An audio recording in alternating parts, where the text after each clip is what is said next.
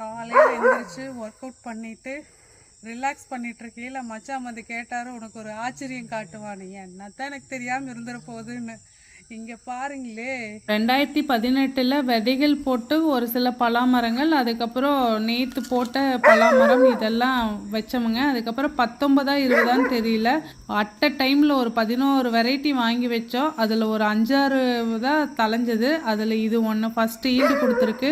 ரொம்ப ரொம்ப சந்தோஷம். நம்மளுக்கு இயற்கை வந்து அப்பப்போ ஆச்சரியங்களை கொடுக்குதுங்க. இது வந்து பொள்ளாச்சி நர்சரியில் வாங்கி வச்சதுங்க. அந்த செடிகளெல்லாம் கம்பேர் பண்ணும்போது சைஸே பாருங்களேன், இவ்வளோதான். அந்த மரத்தையெல்லாம் கம்பேர் பண்ணும்போது அதுக்கு ரெண்டும் இன்னொன்று அந்த சைடு இருக்குது. அதுகளெல்லாம் கம்பேர் பண்ணும்போது இது சோப்பலாங்கி மாதிரி குட்டியாக தான் இருந்தது. பரவாயில்ல, நம்ம இயற்கை வந்து நம்மளுக்கு கொஞ்சம் ஃபேவராக தான் இருக்குது.